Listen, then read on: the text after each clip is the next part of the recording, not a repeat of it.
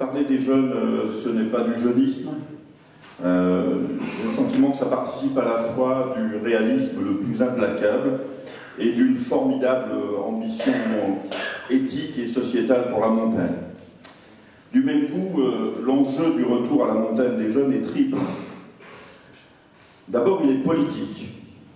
Comme le droit au logement, le droit à l'éducation, au travail ou à la formation, notre manifeste rappelle que le droit au loisir et aux pratiques de montagne pour les jeunes générations doit être assuré dans les meilleures conditions économiques, techniques et réglementaires. Je rappelle bien évidemment que cet accès du plus grand nombre à la montagne doit se faire dans le respect des équilibres environnementaux. Politique donc d'abord, nous insistons là-dessus. La deuxième chose, elle doit être, ça a été évoqué à l'instant, pédagogique, sociale et culturelle.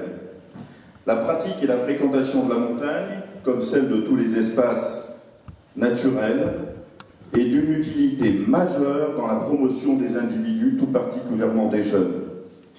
Solidarité, responsabilité, autonomie, des valeurs dont on parle beaucoup dans le milieu montagne, peut-être parfois trop, mais aussi ouverture aux autres et au monde, esprit de convivialité et de fête. Comment faire revenir les jeunes à la montagne si la montagne n'est pas une montagne de fête et de rencontres.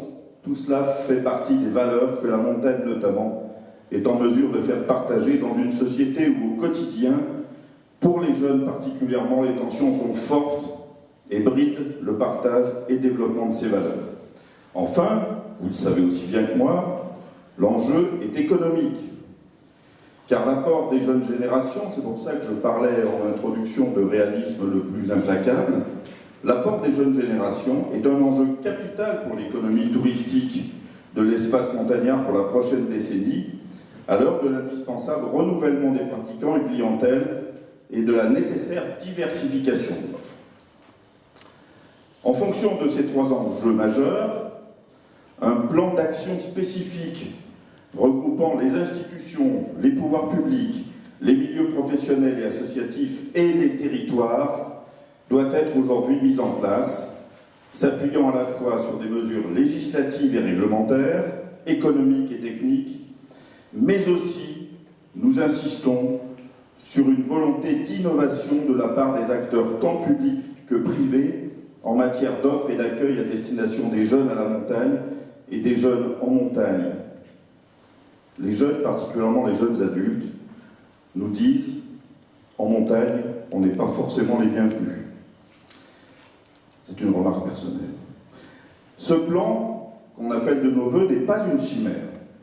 Il peut s'appuyer dès aujourd'hui sur le travail patient et déterminé d'un grand nombre d'acteurs de tous horizons engagés dans cette démarche, en prenant dès à présent en compte les conclusions de leurs travaux, notamment ceux de l'atelier du comité de massif et du livre blanc Coup de jeunes sur la montagne, ainsi que des assises de l'alpinisme et des activités de montagne aujourd'hui réunies.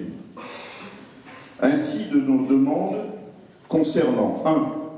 La reconnaissance officielle du rôle éducatif majeur des activités de moyenne et haute montagne par les ministères, notamment ceux de l'Éducation nationale et des sports, et par le secrétaire d'État à la jeunesse et à la vie associative. Deuxièmement, l'exigence de moyens renforcés dans l'accompagnement des jeunes et des mineurs et la mise en œuvre d'une véritable politique territoriale d'accueil des jeunes en montagne. Troisièmement, le principe d'un encadrement ouvert à tous, et notamment aux non-professionnels, dans une logique d'éducation populaire. Quatrièmement, enfin, la demande de création d'un pôle jeune au sein du Conseil supérieur des sports de montagne, comme cela a été proposé par l'AFCAM lors de la dernière réunion de ce Conseil le 10 octobre 2010. Voilà pour nos propositions. Je terminerai par une remarque un peu personnelle. Comme observateur, puis comme acteur de la montagne, j'ai trop entendu dire depuis 20 ans, les jeunes, on ne sait pas comment les faire revenir en montagne. Aujourd'hui, on sait comment. Si dans 10 ans rien n'a changé, nous n'aurons aucune excuse, mais nous avons confiance donc au travail.